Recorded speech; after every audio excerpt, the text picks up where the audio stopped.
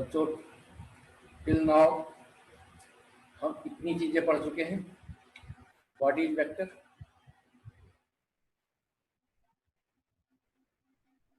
Number 2 how it is represented, इसमें आपने graphical representation पढ़ा।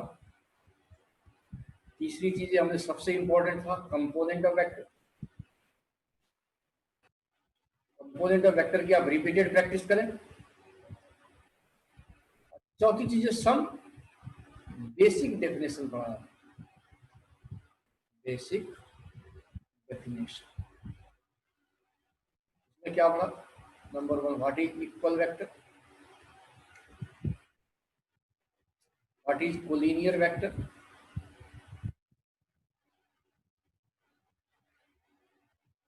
तीसरी चीजें पढ़ो मल्टीप्लीकेशन,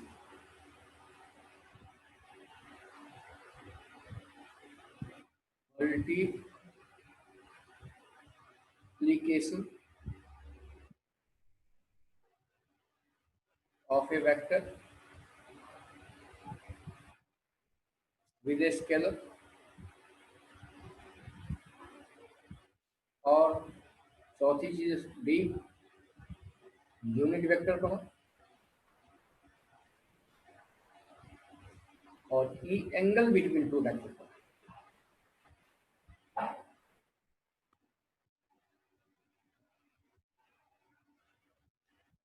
सिग्निफिकेंस क्या है? आप बोलोगे सही समझूंगा क्या सिग्निफिकेंस है, मैं तो न्यूमेरिकल बनाना। देखिए अल्फाबेट होता है ए टू जेड, उस अल्फाबेट में से कोई एक नंबर निकाल दो, एक डिजिट निकाल दो, एक लेटर निकाल दो, जैसे सी निकाल दो, क्या तुम इंग्लिश का लिटरेचर लिख पाओगे? उसमें बहुत सारी जगह कॉमा फुल स्टॉप वगैरह हम लोग यूज करते हैं, कॉमा हटा दो तब भी नहीं बने। तो हर चीज की अपनी सिग्निफिकेंस। यहाँ जितने पॉइंट्स लिखे हुए हैं इसमें सबसे इंपॉर्टेंट पॉइंट्स आपका है कंपोनेंट ऑफ वेक्टर। इसको आप रिपीटेड प्रैक्टिस करें, बट इन सब चीजों का भी अपना सिग्निफिकेंस है। यूनिट वेक्टर का बहुत ज्यादा सिग्निफिकेंस है, एंगल बिटवीन टू वेक्टर का बहुत ज्यादा सिग्निफिकेंस है, बहुत जगह इक्वल वेक्टर जैसे वर्ड आएंगे, बहुत जगह कोलिनियर वेक्टर जैसे वर्ड आएंगे। इन सब चीजों के बारे में आपको पता होना चाहिए। इसके लिए आप पिछला वीडियो देखिए, कहीं कंफ्यूज होती है बार बार देखिए।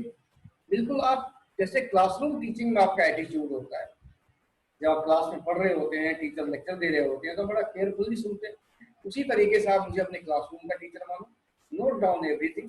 समझ, यहाँ पर आपको एक बेनिफिट है, एक चीज मान लो एक बार में आपने समझ में नहीं आया, आप इसे बार बार देख के समझ सकते, ठीक है।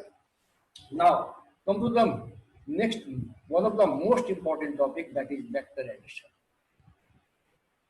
वेक्टर एडिशन,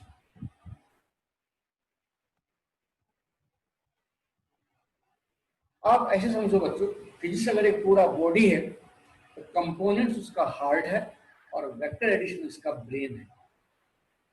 चैप्टर के बिगनिंग में मैंने बताया था कि वेक्टर अलजेब्रिक रूल को फॉलो नहीं करता, इसलिए वेक्टर एडिशन हम दो तरीके से करते हैं, हालांकि दोनों तरीका एक ही है। ट्रायंगल रूल, एक तरीका को बोलते हैं triangle rule of vector addition, दूसरा तरीका पैरेललोग्राम रूल,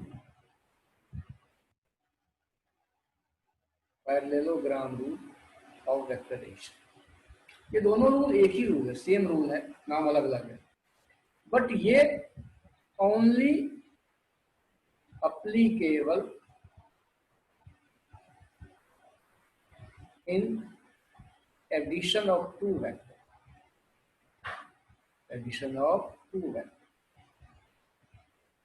इसमें आप एक टाइम में दो ही वेक्टर को ऐड कर सकते हैं, लेकिन अगर दो से ज्यादा वेक्टर को ऐड करना हो तो उसके लिए यूज होता है पॉलीगन।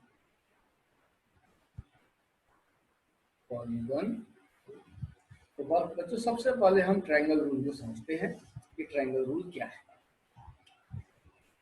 तो ट्रायंगल रूल को हम शॉर्ट में लिखेंगे triangle rule of vector addition.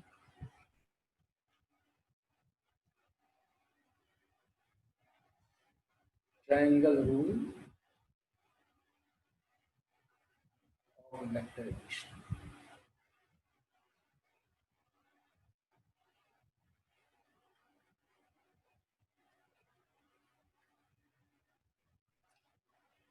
Statement है, ये एग्जाम में लिखने के लिए आएगा। In triangle rule of vector addition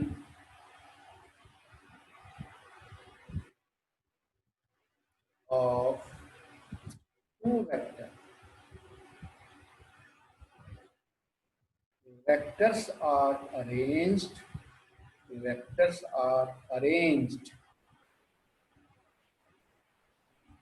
as a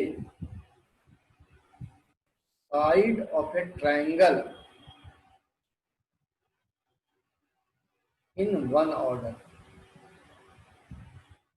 one order का मीनिंग आपको हम बाद में बताएंगे।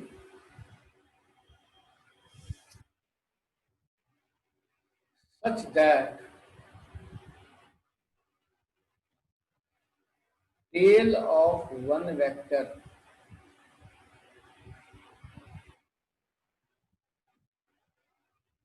is placed on the head of other vector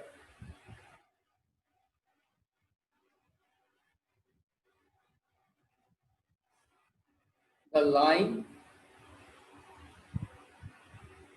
joining the tail of first vector to the head of second vector will give the magnitude and direction of the resultant vector।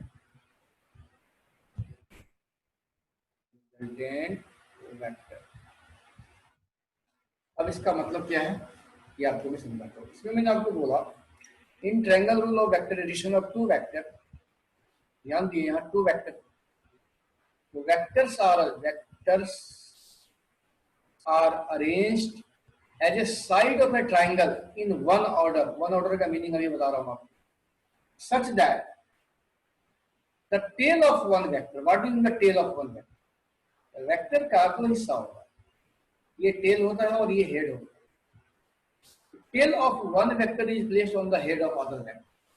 The line joining the tail of first vector to the head of second vector will give the result। Let us try to understand the meaning of this। Suppose you have two vectors,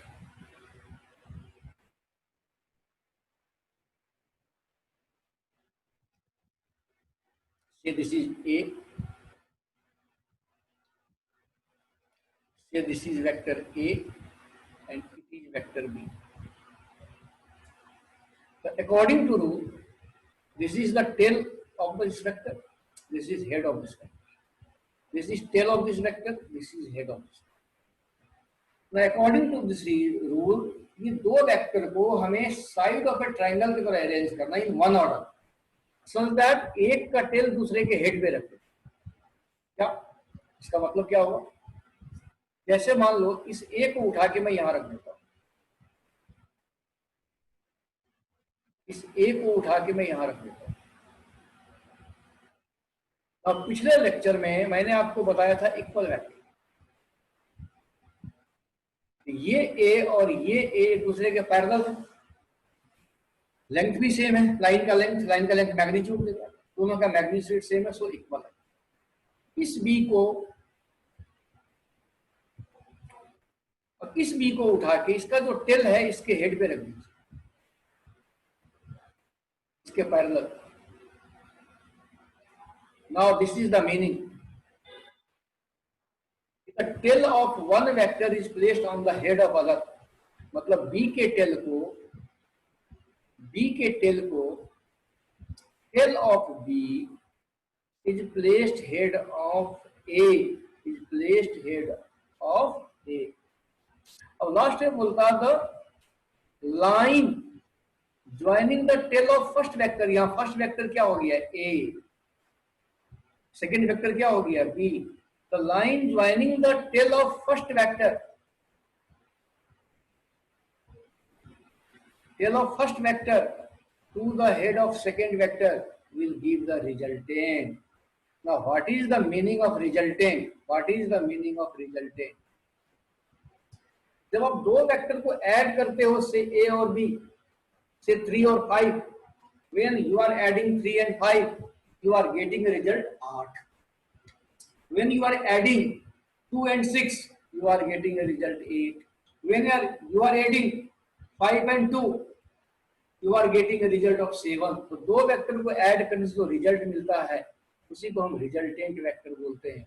now C is the resultant vector, this will give you the C. Now angle between two vector हम already discuss कर चुके हैं.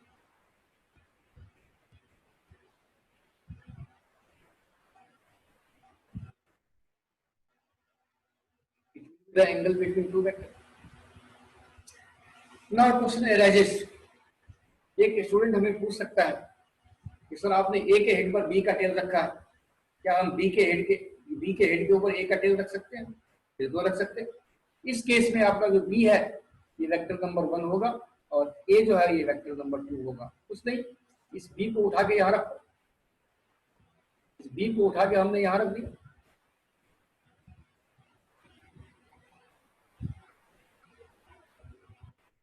ठीक, इस B को यहां से उठाया और यहां रख दिया. ठीक, अब यहां से ए को उठाओ, यहां से ए को उठाओ,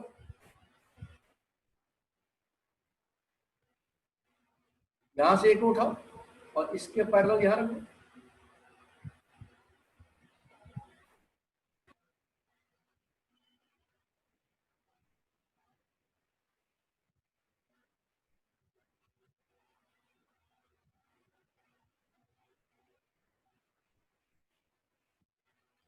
नाउ आप बी को यहां पर उठाओ, काफी गड़बड़ हो गया, और ए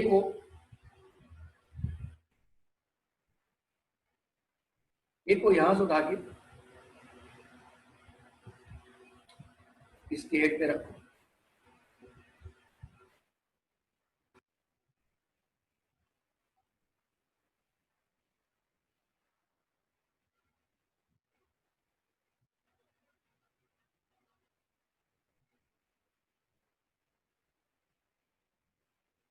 इस केस में हमारा पहला वेक्टर बी है, ये आपका बी है.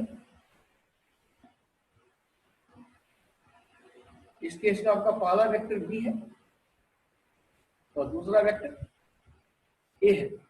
रूल के हिसाब से पहले वेक्टर का टेल और दूसरे वेक्टर के हेड को जो लाइन ज्वाइन करेगा वो रिजल्टेंट देगा,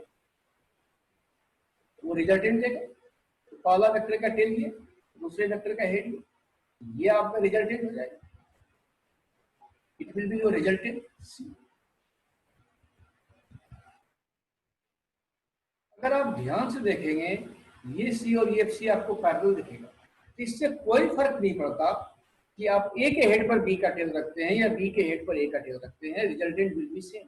इस केस में एंगल बिटवीन टू वेक्टर ये हो जाएगा, ये बी का डायरेक्शन, तो उस केस में एंगल बिटवीन टू वेक्टर हम किए. आई होप ये समझ गए बेटे. एक तरीके से ये ग्राफिकल मेथड है, इस मेथड से सॉल्व करने के लिए हमें ग्राफ पेपर की जरूरत पड़ेगी, बट एग्जाम में आपको ग्राफ पेपर नहीं मिलेगा. एग्जाम में आपको ये मैथमेटिकली बनाना है. इसको मैथमेटिकली कैसे सॉल्व करते हैं, लेट अस अंडरस्टैंड.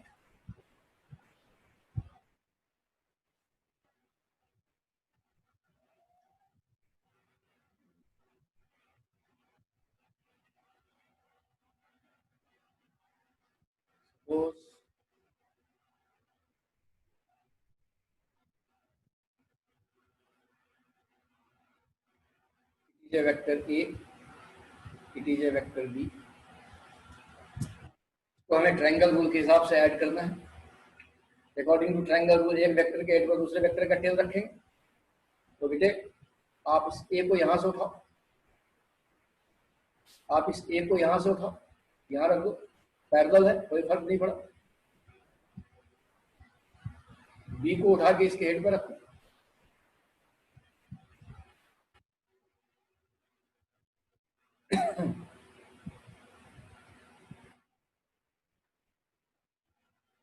बी को उठा के इसके हेड पर रखो।